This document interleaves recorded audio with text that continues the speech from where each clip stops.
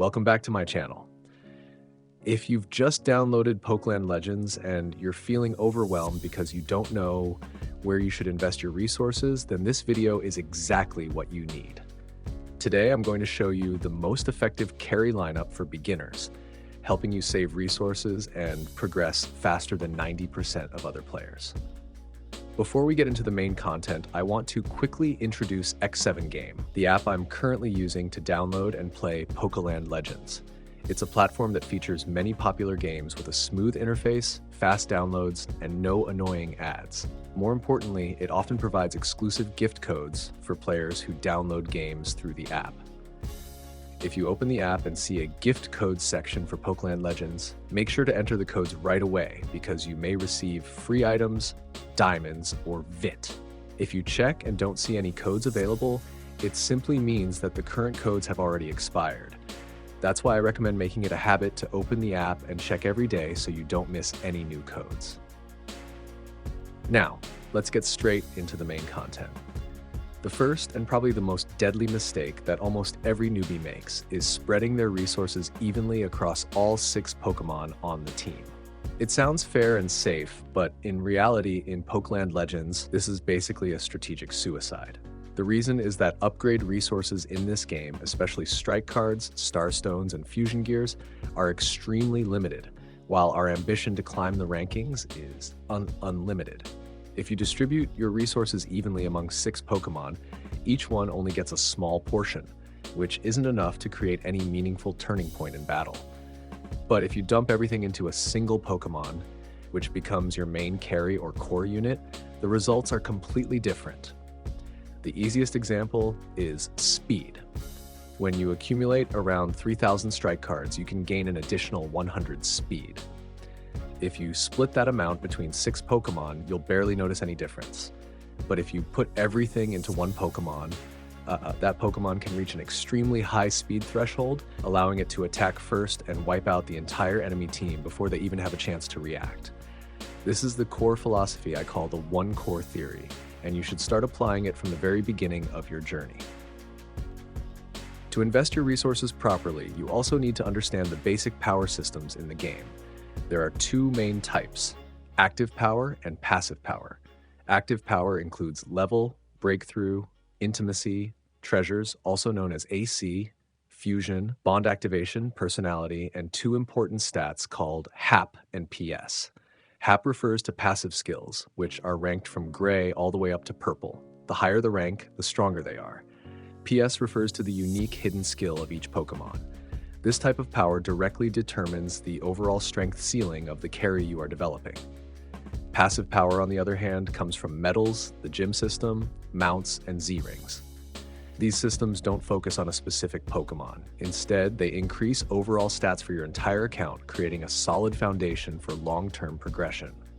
One more thing I want to emphasize is that before trainer level 72, you absolutely should not waste your time and resources hunting for the perfect personality for your Pokemon.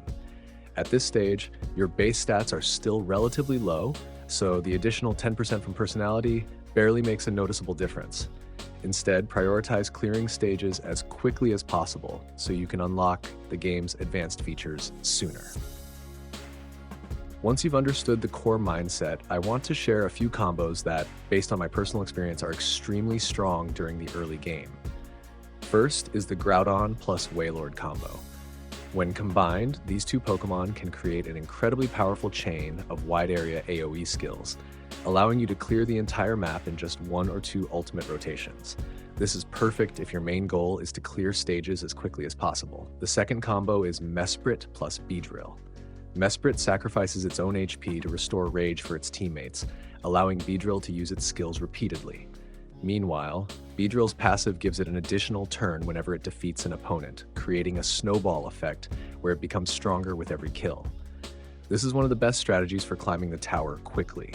If you prefer a control-based playstyle, you can try the Mismagius plus Toxapex plus Steelix trio. Mismagius provides stun-based crowd control. Toxapex continuously drains 6% of the opponent's maximum HP through poison, while Steelix acts as a solid defensive wall protecting the entire team. This is an extremely F2P friendly setup. And finally, if you need a duo specifically for taking down bosses, don't overlook the Eon Duo, meaning Latios and Latius. This pair provides near immortality and self-healing whenever they move, making them almost essential when facing difficult boss battles. Besides team building, when you start playing is just as important. Servers usually open at the same fixed time every week, and if you can play during the first 5 to 6 hours before the server resets, you can take advantage of double daily missions and receive twice the amount of Trainer EXP, allowing you to level up much faster than players who start late.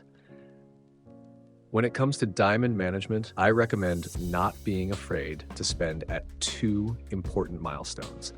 Your first 5,000 diamonds will almost guarantee you 1 legendary Pokemon, while the next 5,000, bringing the total to 10,000, will guarantee a second one.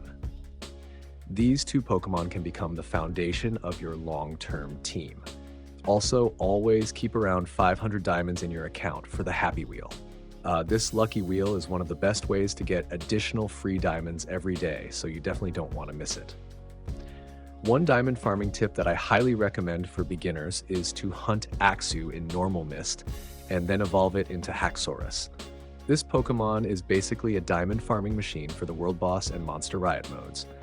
Your goal should be to push Axew or Haxorus to around 2,500 to 3,000 speed.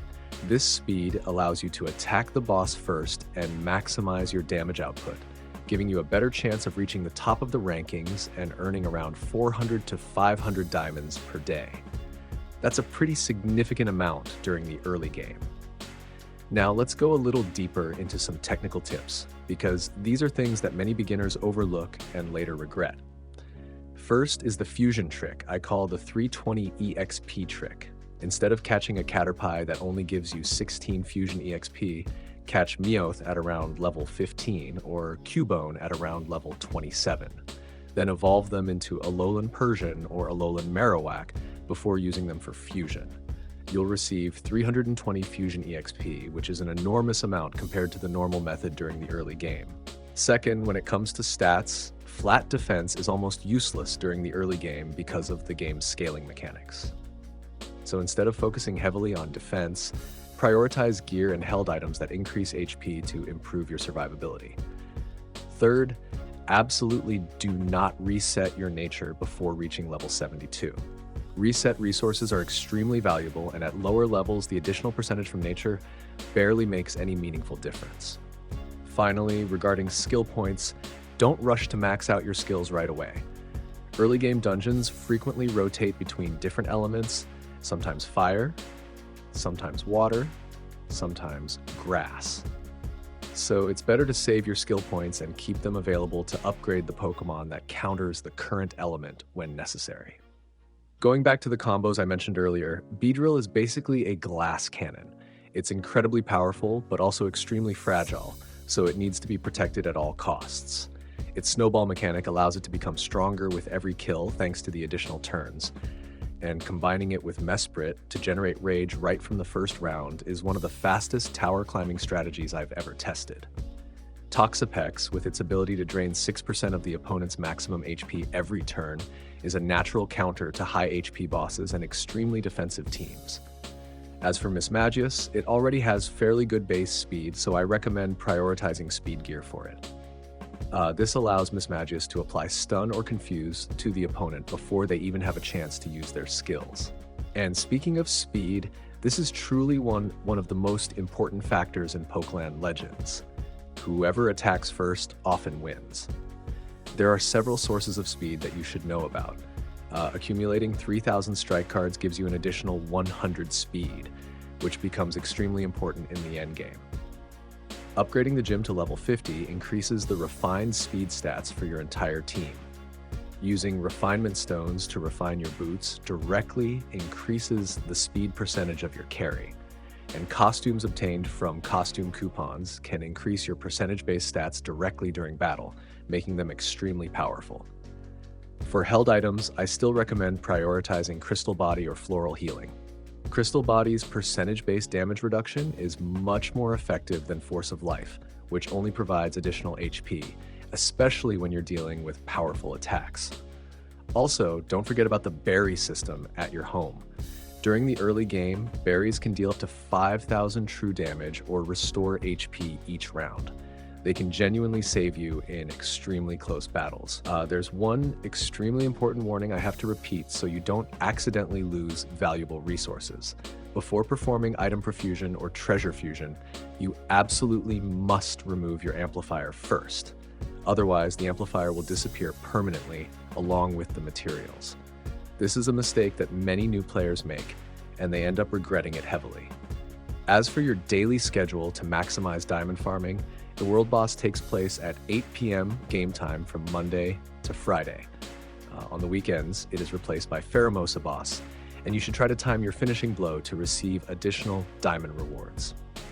Then at 9 p.m., Monster Riot begins. This is one of the biggest sources of diamonds in the game, potentially providing up to 500 diamonds per day, but you need high speed to gain an advantage. Also, don't forget to praise other players in the arena to get additional V and exchange VIT with your friends to gain more Trainer EXP every day. As for gift codes, I find the easiest method is simply opening the X7 game app and searching for Pokeland Legends. You'll find the gift code section directly there. If you open the app one day and don't see any new codes, it simply means the previous codes have expired. That's why I recommend making it a daily habit to check the app so you don't miss any new giveaways. To sum everything up, if you want to build the most effective beginner team in Pokeland Legends, you only need to remember 3 core principles. First, concentrate your resources on a single carry using the single core strategy.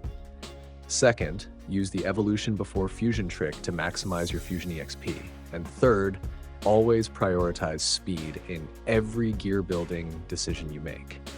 Follow these 3 principles correctly, and I'm confident you'll quickly catch up with and even surpass many veteran players on a new server.